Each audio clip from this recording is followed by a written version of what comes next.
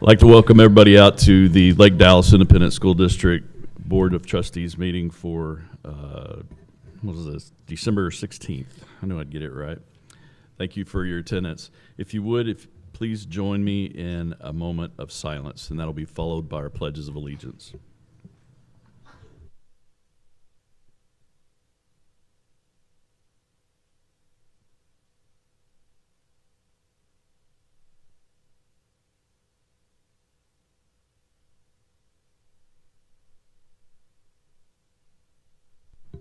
Thank you very much.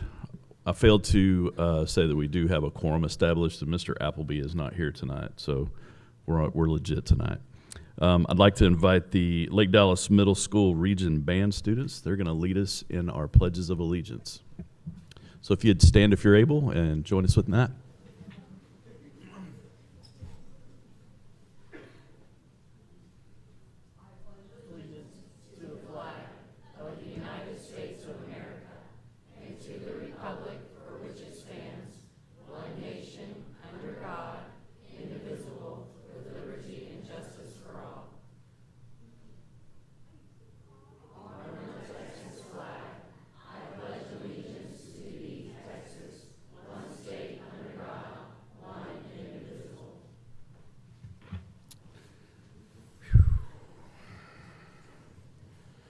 Thank you very much.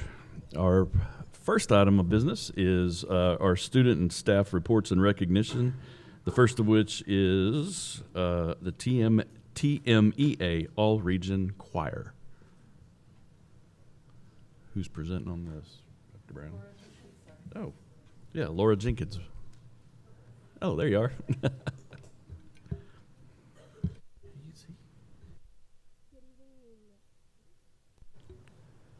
Good evening. That's loud. Hi, my name is Christina Reed. I am actually the middle school director at Lake Dallas Middle School. Tonight, I'm honored to celebrate our middle school choir members who earned a place in the Region 2 choir. They auditioned with over 250 singers this year, and only 30 students per voice part made the choir. And we had 10 students make it from Lake Dallas Middle School. That is Helen Stratton, first chair.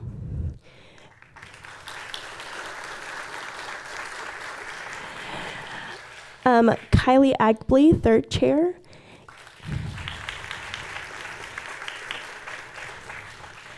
Casey Agbley, eighth chair. Aubriana Hall, ninth chair. Embry Braxton, seventh chair. Jasmine Souse, 13th chair. Grace Hierarchy, 22nd chair. Aminta Beachy, 24th chair. Chloe Popenin, 26th chair. And Lucas Knocktree, 5th chair.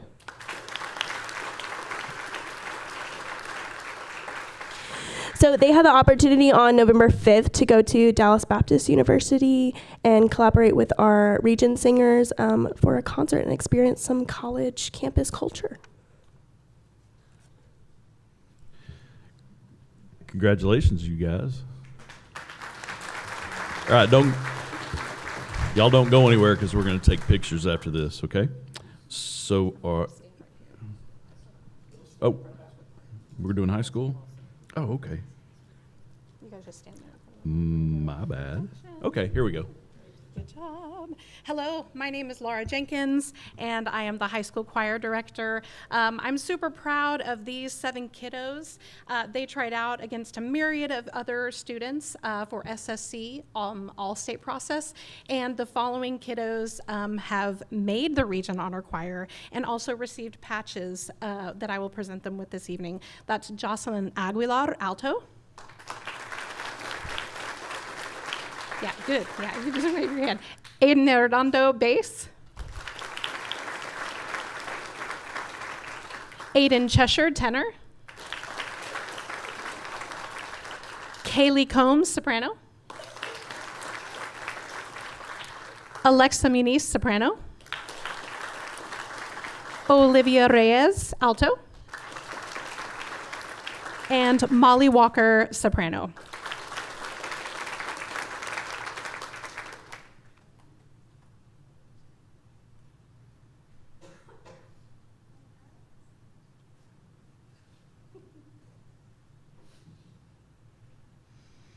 And if you'll go, I think, to the next slide, please.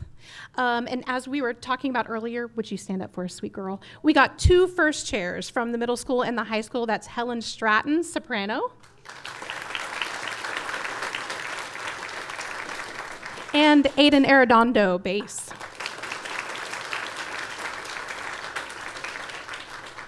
Thank you. And I believe our last slide should be, yes, here's a picture of these glorious kids performing at Dallas Baptist University. That was all of them all together, looking fabulous and professional. And then on to the next slide, we had another audition. So we had our region audition, followed by our pre-area audition, which qualifies students for the area audition. January 11th, 2025, all of the students in the state of Texas will compete at different universities to make the all-state choir. At that point, these kiddos would have participated in competition against 2,300 students. So the following 6 students made the area audition round, and that's Jocelyn Aguilar, Aiden Arredondo, Aiden Cheshire, Alexa Muniz, Olivia Reyes, and Molly Walker. Thank you.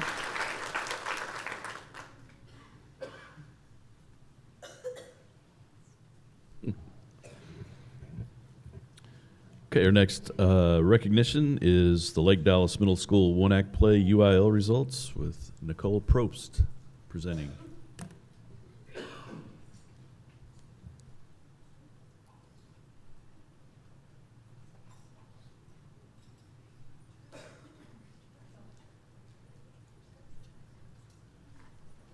Hello. We have some members of the cast and crew of Lake Dallas Middle School's one-act play, Still Life with Iris. Is this, if I use this clicker, will it work? It does not work. Thank you. And next. Because I don't remember what's next. There we go. Okay, students filled all the performance and technical roles. We performed for the public at Lake Dallas High School on November 13th so that they could use the size of stage and equipment that we need in order to compete at contest. And then we attended our 4A contest hosted by Aubrey High School on Friday, November 15th. Next slide. Everyone learned a few sewing skills, working on what we're calling our past coats. You can see everyone wearing them today. The story had the concept that there was a group of people that held their memories in their coats. And so they had trinkets and things all on their coats that helped them remember their past. And Iris's coat was removed, and so she had some searching to do. We had lighting and sound technicians learn to use the high school equipment in a single rehearsal. So that was pretty exciting. So these are some of the things that we did that was integral to this show. That was a learning experience for all of them. Next slide. So this is our cast and crew. We will just have them listed here because there are 20 of them total. Lots of conflicts this evening, so we do have some of our amazing participants over here, and I will list who is present. So we had lighting and sound team, Christopher Savage. We had Mr. Matter Not Dad, Lucas Noctrieb. We had our assistant technical director and lighting and sound team, Nico Stinson. I didn't say your last name right. Steinmans, thank you. We have our props and scenic team, Lillian Underwood. We have Elmer and Mr. Other Guy, Charles Parlett. We have Greta Good, Elizabeth Rodriguez, and memory mender Celeste Dittmeyer. Next slide will show the awards that we received. We received the alternate placement in the competition for the whole show. Our outstanding technician was given to Christopher Savage. All-Star Cast Awards to Celeste Myers, Memory Mender, Sophia Giorgio, that is not able to be here this evening, as Annabelle Lee, and Elizabeth Rodriguez as Greta Good. And there you go.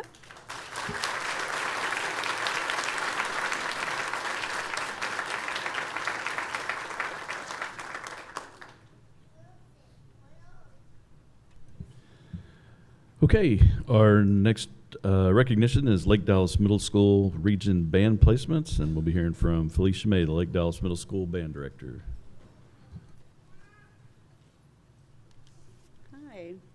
Hi, I'm Felicia May, and I teach band at Lake Dallas Middle School. And we had 2 students make it. There were over 1,500 students that auditioned, and they were from Lake Dallas ISD, Denton, Louisville, Argyle, and Northwest ISDs to compete for 400 region band positions. Auditions took place in the last week of October, and the 2 students are Isaac Birdseye on trombone,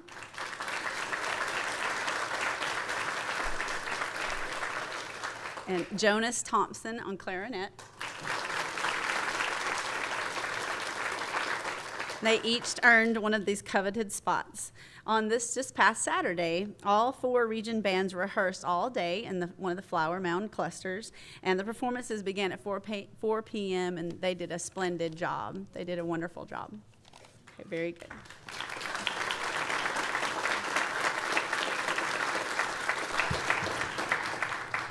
Okay, next we'll be pleased to hear from Denise Kennedy, our Director of Bands at the high school, and the Lake Dallas High School Region Band Placements.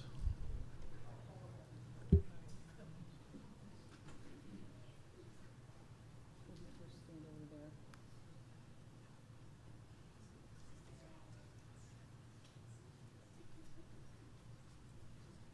guy wore a tie.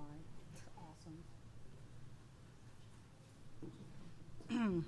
Hi, my name's Denise Kennedy. I'm the Director of Bands at Lake Dallas High School, and I would like to introduce our region kids.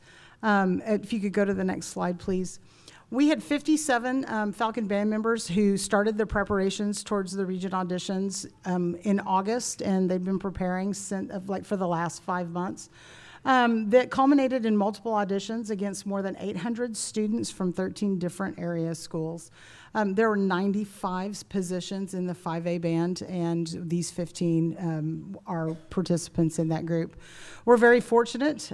These students were selected to represent in multiple region audition organizations. They will represent not only the Region 2 or the 5A Region 2 Honor Band, but the 5A 6A Region 2 Jazz Band, the 5A 6A Region 2 Freshman Honor Band, and the 5A 6A Region 2 Philharmonic Orchestra. Our kids participated.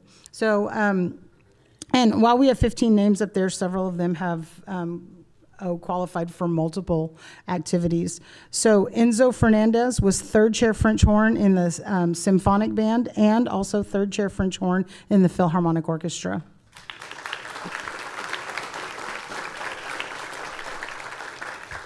Mr. Ethan Glowney, 8th chair clarinet in the symphonic band. Thank you. All right. Isaiah Grogan, 3rd chair bass clarinet in the symphonic band. Paul Haney, 2nd chair bass clarinet in the symphonic band. Caden Hedrick, 5th chair clarinet in the symphonic band. Emma Hoffman, 14th chair clarinet in the symphonic band. Miss Esther Kitamura, 7th chair trombone in the symphonic band. Liza Lee is our first alternate for the oboes in the symphonic band.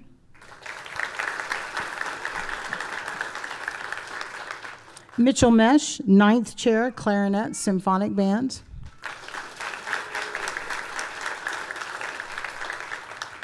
Gael Perez actually earned positions in 2 ensembles. He is the 3rd chair bass clarinet in the 5A, 6A 9th grade band, but also will serve as the first alternate to the 5A symphonic band. So if there's an opening in that, he will actually relinquish one position and move up to another. So it's a great place for him to be. Gael.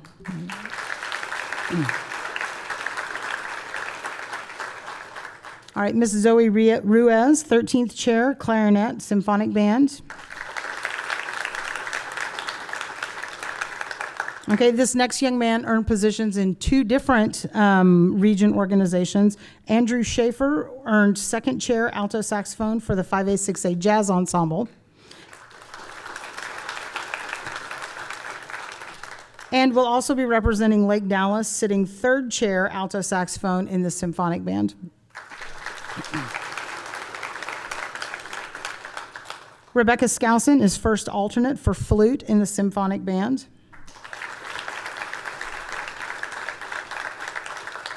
Presley Sloan, 10th chair flute in the symphonic band.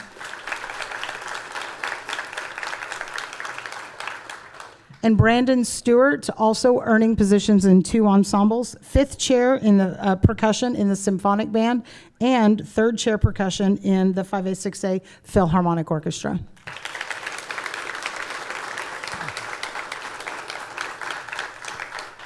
So before these kids go away, out of these 15, 4 of them were selected to compete at the TMEA area level. The area jazz audition took place at the beginning of October, with the area band audition taking place on January 11th at the beginning of next year at Plano Senior High. The results from the January audition will determine membership in the coveted TMEA All-State Honor Band, which represents the top 2% of musicians in the state of Texas. Those competing at the area level, Andrew Schaefer competed on alto saxophone at the area jazz level.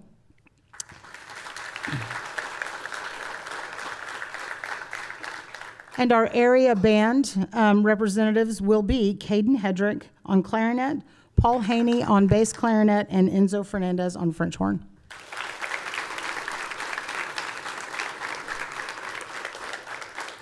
Thank you. Okay. Congratulations, everybody. Y'all be sure and stick around. We're going to get pictures with y'all after we get done with this next one. Our next presentation is with Principal Carrie Blevins from Lake Dallas Elementary and Jennifer Bryant from Shady Shores Elementary, and they're going to present on the Lake City's fire safety poster and essay winners.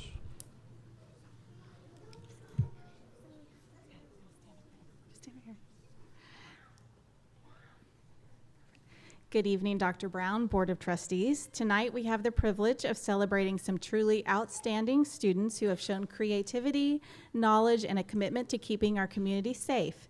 These students participated in the Lake City's annual fire prevention contest, focusing on kitchen safety, and their hard work truly stood out. First, let's recognize our 2nd grade students who excelled in the fire prevention poster contest. These talented young artists created posters that conveyed important fire safety messages in creative and thoughtful ways. In 3rd place, we have Gio Mondano.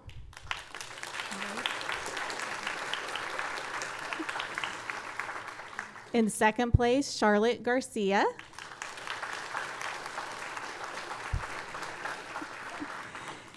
And in 1st place, our winner was Copeland Cook, and he created an outstanding poster that earned him the opportunity to ride to school in a fire truck.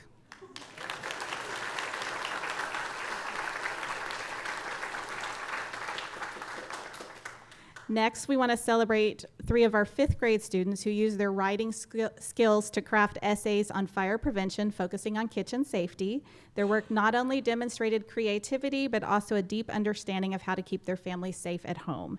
In 3rd place, we have Zoe Maldonado.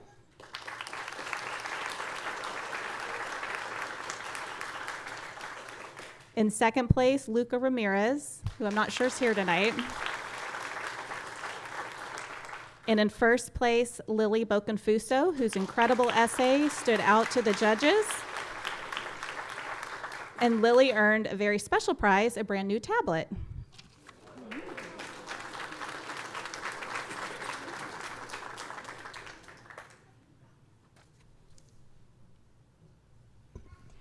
Good evening.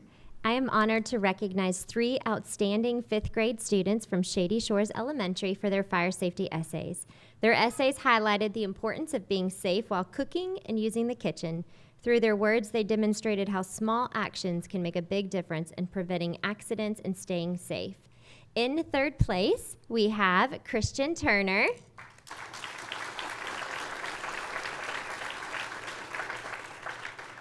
In 2nd place, we have James Dumont.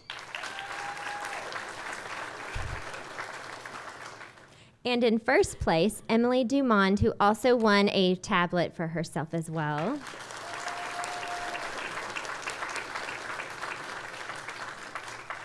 So please join me in congratulating these 9 students for their remarkable efforts in promoting fire safety awareness. Their creativity and thoughtfulness have inspired us all and reminded us the importance of staying safe in our homes and community, and especially kitchen safety. Thank you.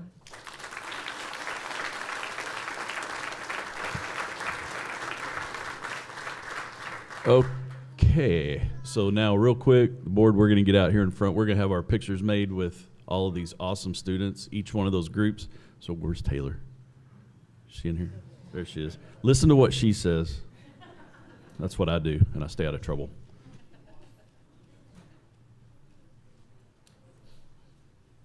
Okay, guys, so we're just going to go in the same order that the recognitions went. So we'll start off with our region choir. I'll do middle school first, and then high school. I'll coordinate everybody into the group picture, pose everyone, count them down. I'll take a picture. Parents, loved ones, y'all are welcome to come up. I'll step out of your way so you can get a good picture, and then we'll just rinse and repeat until we've got everyone up here, okay?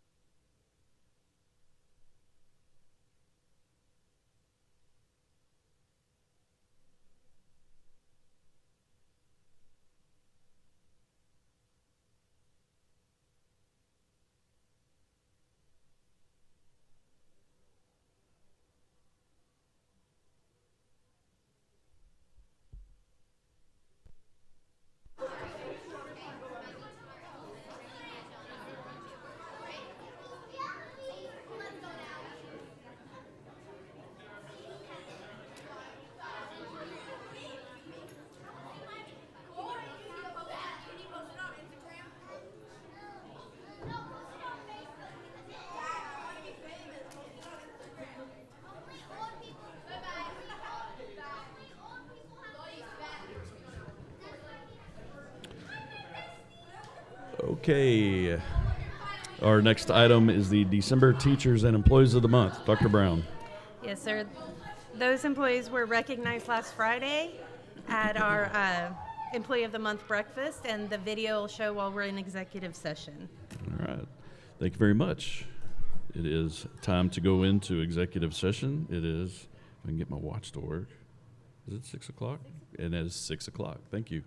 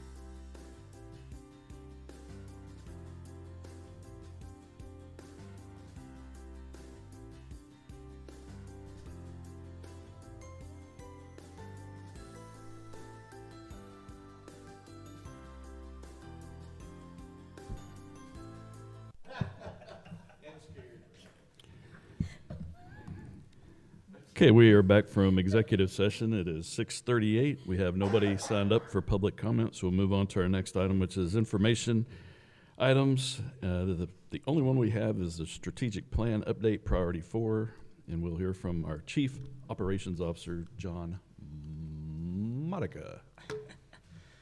Good evening, Board. Good evening, Dr. Brown. Early Merry Christmas and Happy Holidays to you guys and all our families at home. So yes, tonight we are bringing you a strategic plan update for Priority 4, efficient operations. As you're well aware, there are 3 departments that really fall into this category: our business office, our facilities and custodial, and then our safe schools environment, so our safety and security. So this timeline here, if you will, you can see our baseline goals and then the goals that we're trying to reach over the next 3 years in each of those departments. So tonight we'll talk briefly about where we're at in each of those categories. The first being the business office, so financial stewardship. Ms. Hahn was up here last month and presented you the first report, 0 findings, which is a good thing. That's where you want to be as a school district. So 0 findings for the first report, which is a goal of that business office. And in January at the regular board meeting, they are currently in the middle of, closing in on the last days of the audit. We have a third-party vendor that comes in, meets heavily with our business office and our HR department, going through an audit that we do each year. So they should wrap that up in the next few days, and you'll have that reported to the board in January, the findings of that audit. In terms of facilities, you can see there we had just under 2,000 work orders completed. That's the calendar year. So our guys, we keep them busy. One of the goals we established this year, though, was for our facilities workers to at least assess and communicate back to the campus or whoever put in the work order within 48 hours. So we're asking them to head to that work order, actually put eyes on it, assess it, and then give some feedback to the campus. Either the work order is complete, I have these things lined up, they're a higher priority, but I'm going to get to it on this date, or I have to order parts, just some type of feedback back to the campuses. So that has been well received, and we've been able to meet that deadline of 48 hours. And the last bullet there, that comes from our upbeat results. In the spring, we brought this to you, and we were at 73%.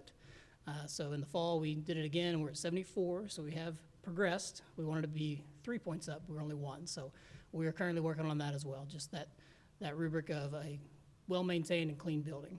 I'm excited to say we hired a new custodial supervisor. She has hit the ground running. She's been fabulous, so I'm optimistic to see where we'll be in the spring with that category. And then finally, safe school environment. This is our safety and security, Chief Springer. Obviously, you guys well know for years, our goal even before House Bill 3 was to have a law officer on every campus, and we have reached that goal and fully plans to sustain that. This fall, the high school as well as Shady Shores have gone through their intruder door audit with no findings. Again, that's where you want to be, meaning they could not gain access to our building. At some point in the spring, the other 3 campuses will go through those intruder door audits. Those are put on by TA in a partnership with Region 11. Those are unannounced. We don't know when they come and do those audits, but so far so good. 2 of our 5 campuses have passed. And then if casual reading, if you want to do that over the Christmas break, you can go through House Bill 3 and see all the mandates and requirements that they put on school districts as far as safety and security. I'm happy to say that we have hit all those mandates, hit all those requirements. A lot followed the Safety and Security Committee meeting, just when they meet, the membership of the roles involved there. But a lot in the 88th legislation came about with AEDs, Narcan, or the opioid antagonists, CPR training, and then our emergency response protocols, especially in the event of recent events. The last piece of compliance that we'll hit will happen January 6th. We will have all instructional staff go through Stop the Bleed training, which is required by the state. We're actually extending this out to our operations staff as well. I put that out to supervisors where they can coordinate schedules, and if they are able to, their staff will also attend this training, because in the event of emergency, you want everyone able to assist they can. And with that, I'm happy to take any questions. Any questions or comments from the board? No? All right. Good job. All right. Appreciate it. Thank you very much.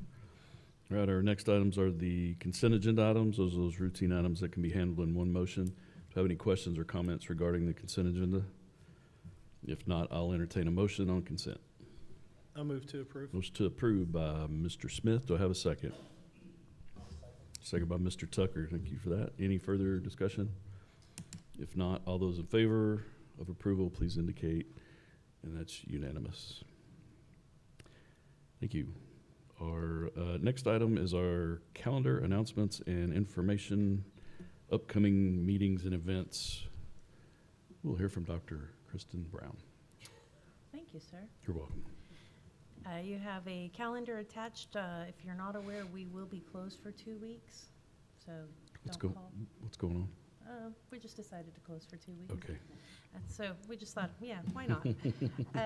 So the rest of this week is lots of activities. We have our staff appreciation on Friday, and then all kinds of winter games, athletics, all that. And then our next board meeting is scheduled for January 13th. And just a reminder, that's a week early because of MLK Day. So it's on the second week instead of the third week.